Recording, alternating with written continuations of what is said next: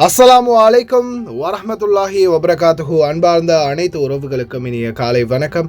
உங்கள் மீது சாந்தியும் சமாதானமும் உண்டாகட்டும். இன்றைய காலை பொழுது உங்கள் அனைவருக்கும் இனிய பொழுதாக அமைய எல்லாம் வல்ல இறைவனை பிரார்த்தித்தவனாக இன்றைக்கும் கோயத்துடைய பல முக்கியமான செய்திகளை பற்றி தான் பார்க்க போகிறோம். வீடியோவை கடைசி வரைக்கும் பாருங்கள். தெரியாத நண்பர்களுக்கும் மறக்காமல் ஷேர் பண்ணுங்கள். வீடியோ பிடிச்சிருந்தா ஒரு லைக் பண்ணுங்கள், சப்ஸ்கிரைப் பண்ணுங்கள், தொடர்ந்தும் சப்போர்ட் பண்ணுங்கள். குவைத்துடைய தினா மதிப்பு உள்ளதா பார்த்தலாம். இலங்கைக்கான ரூபாய்கள் ஒரு தினாரின் மதிப்பு 975 ரூபாய் 39% உள்ளது. இந்தியாவின் ரூபாய்கள் ஒரு தினாரின் மதிப்பு 281 ரூபாய் 50% உள்ளது.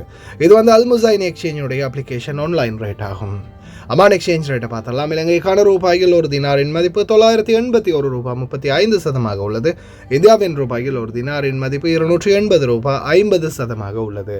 ஜஜில் எக்ஸ்சேஞ்ச் ரேட்டை பார்த்தலாம். இலங்கைக்கான ரூபாய்கள் ஒரு தினாரின் மதிப்பு 981 ரூபாய் 10% உள்ளது.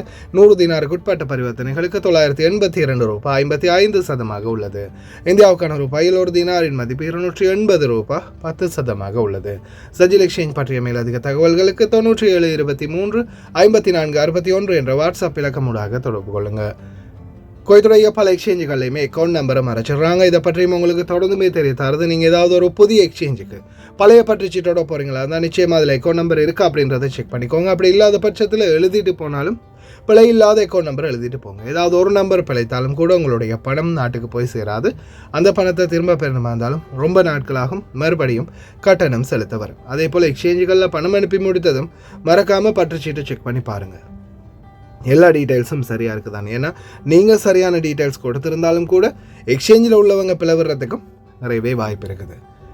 குவைத்தில் Al Nada, ARY, Aman exchange, UJ, அல்சாமில், Ansari exchange, Lulu exchange, Joyalukkas, KBE, UAE, Oman exchange, Bahrain exchange, BEC, world street exchange, ஜஜில் exchange, Malik exchange, international exchange, Al Shafa exchange, Sulaimani Al முக்காசிம் எக்ஸ்சேஞ்ச், இது போன்ற இன்னும் பல எக்ஸ்சேஞ்சுகள் இருக்குது. ஒவ்வொரு எக்ஸ்சேஞ்சுகள்லையும் ஒவ்வொரு விதமான கட்டணங்கள் இருக்குது. அதுலேயும் குறிப்பாக ARY எக்ஸ்சேஞ்சை பொறுத்தவரையில் 750 ஃபில்ஸ் வெள்ளிக்கிழமைகள்லையும் மற்ற நாட்களில் 900 ஃபில்ஸும் கட்டணமாக ஆரம்பிடுறாங்க. அதே போல் ஜஜில் எக்ஸ்சேஞ்ச், மலிக் எக்ஸ்சேஞ்ச், அல்சாமில், UJ, அல் ஷாஃபா, இன்டர்நேஷ்னல் எக்ஸ்சேஞ்ச், இது போன்ற எக்ஸ்சேஞ்சுகளில் ஒரு தினார் மட்டுமே தான் கட்டணமாக ஆரம்பிடுறாங்க. அதே போல் சுலைமானி அல் முக்காசிம் எக்ஸ்சேஞ்ச் ஜஹராவில், இந்த எக்ஸ்சேஞ்சில் பார்த்தீங்கன்னா வெறும் 750 ஃபீல்ஸ் மட்டுமே தான் தற்போதைக்கு வரைக்கும் கட்டணமாக ஆரம்பிடுறாங்க. முடிந்த வரைக்கும் இது போன்ற நல்ல எக்ஸ்சேஞ்சுகளில் நீங்களும் உங்களுடைய கஷ்டப்பட்டு சம்பாதிக்கக்கூடிய பணத்தை அனுப்புங்க. குவைத்துடைய தங்க விலையை பார்த்தலாம். 1 கிராம் 18 கேரட் தங்கத்தின் விலை 25 தினார் 97 ஃபீல்ஸ். 1 கிராம் 21 கேரட் தங்கத்தின் விலை 29 தினார் 280 ஃபீல்ஸ். 1 கிராம் 22 கேரட் தங்கத்தின் விலை 30 தினார் 686 ஃபீல்ஸ். 1 கிராம் 24 கேரட் தூய தங்கத்தின் விலை 33 தினார் 463 ஃபீல்ஸ். தங்க விலை இனி வரும் நாட்களில் இன்னும் அதிகரிக்க வாய்ப்பு இருக்குது. அதே போல் குவைத்துடைய எண்ணெய் விலை, மசகு எண்ணெயின் விலை தற்போது ரொம்பவே அதிகரித்திருந்த நிலையில் மறுபடியும் வீழ்ச்சியை சந்திக்குது. இதுக்கான காரணம் என்ன அப்படின்றத கடந்த சில நாட்கள்லேயே நான் சொல்லியிருப்பேன். காரணம் என்ன? குவைத்துடைய இந்த அரபு நாடுகளுடைய பிரச்சினை குவைத்துடைய எண்ணெய் மட்டுமல்லாது மற்ற அரபு நாடுகளுடைய எண்ணெய் விலைகள்லையும் மிகப்பெரிய மாற்றத்தை எதிர்வரும் நாட்களில் கொண்டு வரலாம். குவைத்துடைய காலநிலை அவதான மையம் மிக முக்கியமான எச்சரிக்கையை விடுத்திருக்கிறாங்க. குவைத்தில் எதிர்வரும் நேரங்களில் மீண்டும் தூசி காற்று அதிகமாகிறதுக்கு வாய்ப்பு இருக்குது. எதிர்வரும் வியாழக்கிழமை மற்றும் புதன்கிழமை வரைக்கும் இந்த தூசி காற்று தொடரலாம் அப்படின்னு தெரிவிச்சிருக்கிறாங்க. குறிப்பாக பாலைவன பகுதிகளில் பயணிக்கக்கூடியவங்க தயவு செய்து ரொம்ப கவனம். முடிந்த வரைக்கும் தண்ணீர் அதிகமாக வண்டியில் வச்சுக்கோங்க. ஏன்னா சில நேரங்களில் ரோடுகளில் மணல் இந்த மாதிரி குவிந்து இருந்துச்சுன்னா வாகனம் இடையில் நிற்கிறதுக்கும் வாய்ப்பு இருக்குது. இந்த மாதிரி மணல்கள் அதிகமாக இருந்துச்சுன்னா வாகனத்தை உள்ளே செலுத்துறதை தயவு செய்து தவிர்த்துக்கோங்க. சாரதிகள் ரொம்ப கவனமாக இருங்க. குவைத்தில் தற்போதைய சூழல் ரேடியேஷன் லெவல் நார்மலாகவே இருக்குது. ரேடியேஷன் லெவலில் எந்த பிரச்சனையுமே இல்லை அப்படின்னு தெரிவிச்சிருக்கிறாங்க. அதே மாதிரி குடிநீர் விஷமானதா அப்படின்ற மாதிரி ஒரு தகவல் வெளியாகி இருந்துச்சு. அதையும் குவைத்துடைய சுகாதாரத்துறை மற்றும் குவைத்துடைய நீர்வளங்கள் அதிகார சபை உறுதிப்படுத்தியிருக்கிறாங்க.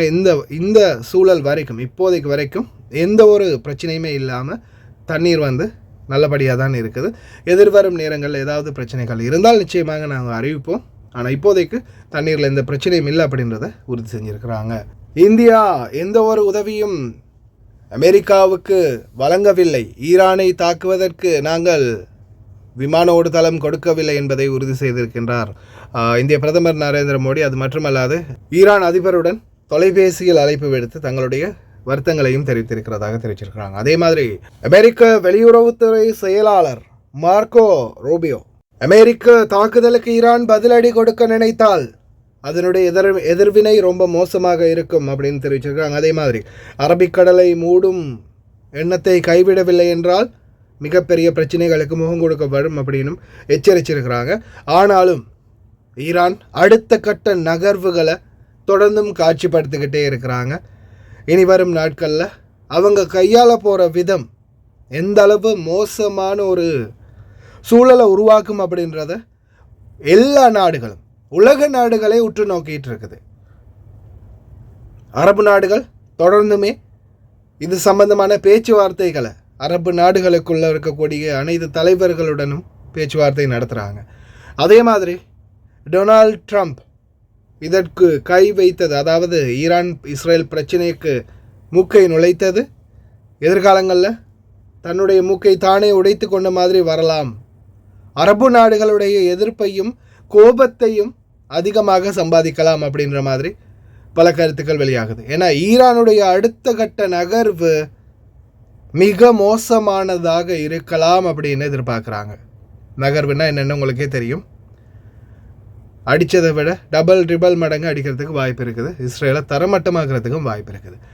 அதோடு சேர்த்து இந்தியா பாகிஸ்தான் பிரச்சனையை முடிச்சு வச்சதுனா தான், இஸ்ரேல் ஈரான் பிரச்சனையை முடிக்க போகிறதுனா தான் எனக்கு நீங்கள் நோபல் பரிசு இல்லையா கொடுத்துருக்கணும் அப்படின்னு கேட்குறாரு Donald Trump.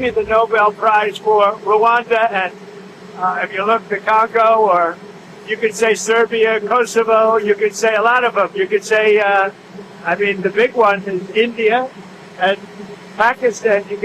I should have gotten it 4 or 5 times. I should get it for I would think the Abraham Accords would be a good one too. But they won't give me a Nobel Peace Prize because they only give it to liberals. புள்ளையங்கிலி தொட்டிலையும் ஆற்றவர்னு நல்ல ஒரு பட்டம் கொண்டு வேணா கொடுக்கலாம். Nobel பரிசு. அடுத்ததா இதோ குவைத்தில் அதிரடியான சுற்றி வளைப்பு மற்றும் சோதனைகள் தொடங்க ஆரம்பமாகி உள்ளது. ஒவ்வொரு பகுதிகளிலேயும் திடீர் சோதனைகளுக்கு களத்தில் இறங்கும் அதிகாரிகள்.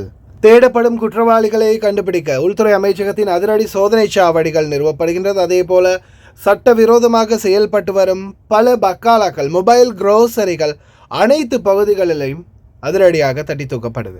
அதே மாதிரி டேட்ஸ் எப்படி காலாவதியான உணவுகள், பருப்பு வகைகள், கடலை வகைகள் மற்றும் பேரீத்தம்பழங்கள் இது போன்ற பல உணவுகளை டேட் எக்ஸ்பயர் ஆகினதை மறுபடியும் டேட்டை புதிதாக பிரிண்ட் பண்ணி பேக் பண்ணியிருக்கிறாங்க ஒரு ஃபேக்ட்ரியில். அதையும் கண்டுபிடிச்சிருக்கிறாங்க. அதே மாதிரி உணவு பாதுகாப்புத்துறை அனைத்து கடைகள், உணவகங்கள், இப்படி பல இடங்களில் திடீர் சோதனையை மேற்கொண்டிருக்கிறாங்க. هذا كذا الجودة التفتيشية تبين لنا أن هذه الجزارة قاعد تبيع لحم يثلج مسيح. هذا اللحم كله مسيح تم حضر البيع. وهذه بطاقة بيانات المادة الغذائية اللحم صلاحيته واضحة 7/4/25 إلى تاريخ 6/4/26. فاللحم المبرد ما يكون مدته سنة، لا مدة سنة. هي كلها اللحوم المثلجة، وهذه كلها اللحوم مثلجة تم تسييحها وتقطيعها وقصد البيع ان هذا اللحم طازج. كذلك تم ضبط كبدة بقر مجهولة المصدر وهي مجمدة في حالة التسييح، لا يوجد عليها أي بطاقة بيانات غذائية. لاحظ في حالة التسييح مجهولة المصدر وتعتبر أغذية مغشوشة. بالإضافة تم تحرير محاضر ضبط أخرى عدم التزام قواعد اشتراطات النظافة العامة، وكذلك تداول الأغذية مع عدم توافر الاشتراطات الصحية والفنية أثناء تداول الأغذية، وسوف يتم غلق المنشأة فورا. உணவுகள் அளவுக்கு அதிகமாக கடைகளில் சேகரித்து வைக்கப்பட்டிருந்தால், குறிப்பாக இறைச்சி வகைகள், காய்கறி வகைகள் ஃப்ரேசர் பண்ணி வச்சிருந்தால் இதுதான் நிலைமை. இழுத்து மூடிட்டு போயிடுவாங்க. ரொம்ப கவனம். சுக் ஹமாம் குவைத்தில் பறவைகள் மற்றும் விலங்குகள் விற்கக்கூடிய சூக்கில் அதிரடியான சோதனை. இந்த சோதனையில் பல விலங்குகள் இந்த வெயில் காலத்திலையும் கூட்டில் அடைக்கப்பட்டு வைத்திருக்கிறது மிகவும் வருத்தத்தை தருவதாக தெரிவிச்சிருக்கிறாங்க. சுற்றுச்சூழல் அதிகார சபை மற்றும் கோய்த்துறை உள்துறை அமைச்சகம், பணி அமைச்சகம் பலருமே ஒன்றிணைந்து இந்த சோதனையை மேற்கொண்டிருக்கிறாங்க. பலரும் கைது செய்யப்பட்டிருக்கிறாங்க. அதிரடியான சோதனை தற்போது குவைத்தின் பல பகுதிகளிலையும் இடம்பெற்று வருது. ரொம்ப கவனமாக இருங்க. வெளியில் காதிம்லாம் இனிமேல் வேலை செய்கிறவங்களுக்கு ரிஸ்க் ரொம்பவே அதிகம். அதனால் ரொம்ப கவனமாக இருங்க. பணிச்சட்டத்தை மீறினால் நிச்சயமாக கடுமையான சட்ட நடவடிக்கைகளுக்கு முகம் கொடுக்க வரலாம். இதோ அதிரடியான சோதனை நேற்றைய தினம்.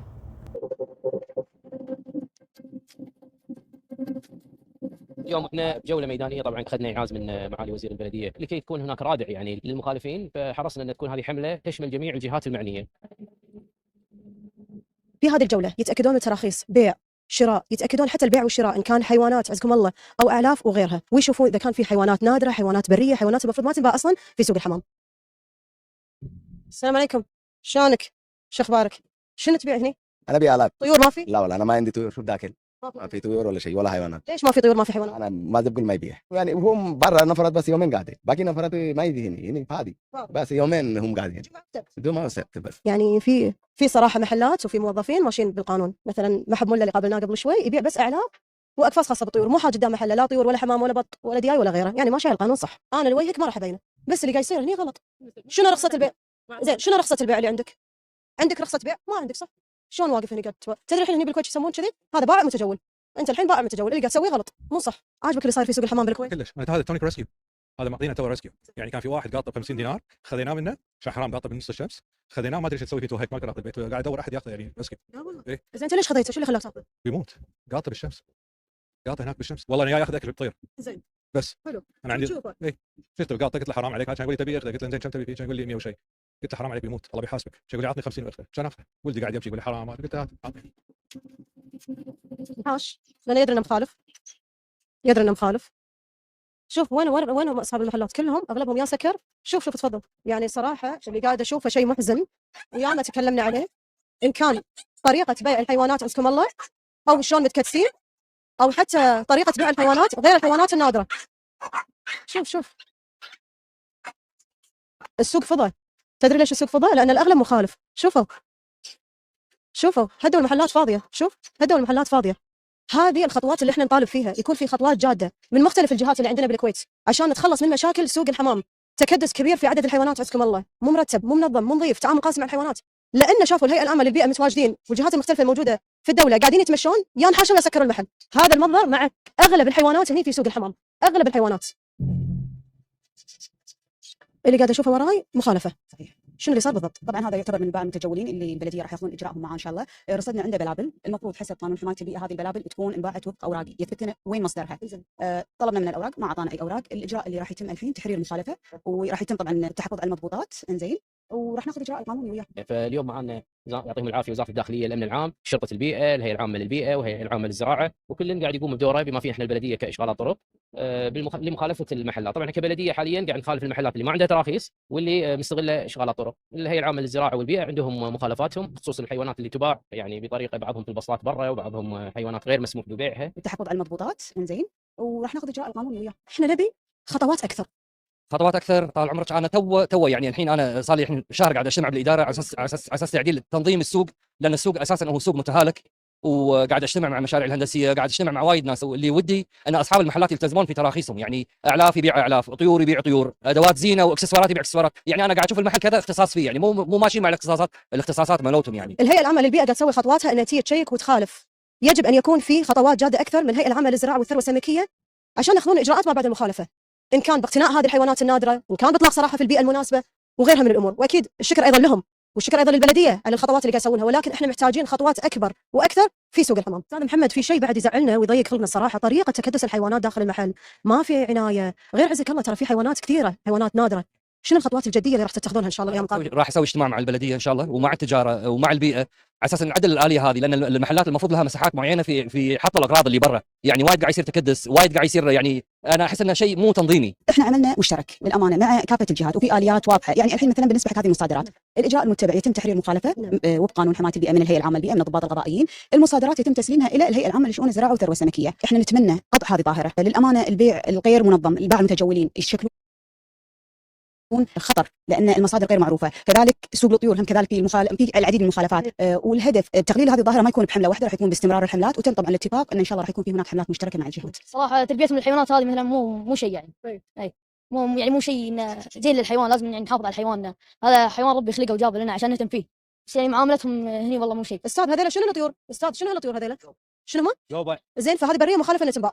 اوكي، من اكثر الاسواق صراحه اللي تخلينا متضايقين هالسوق، ولكن هالخطوه هذه ان شاء الله خلتني متفائله، وان شاء الله يا رب المره الجايه جولاتنا ان شاء الله المرات القادمه يكون السوق بشكل افضل. ان شاء الله الايام الجايه راح تشوفون اشياء ثانيه واشياء تنظيميه اكثر يعني، وحتى من ناحيه النظافه والسوالف هذه. لو الجهات المختصه كل اسبوع يسوون نفس الضبطيه، كل اسبوع يسوون نفس الجوله، والله ان سوق الحمام يتعدل. لو يزيدون من هذه الجولات الناس راح تخاف، لان ماكو شيء يردعها، فمستمره لما يكون في شيء يردعها راح يخافون.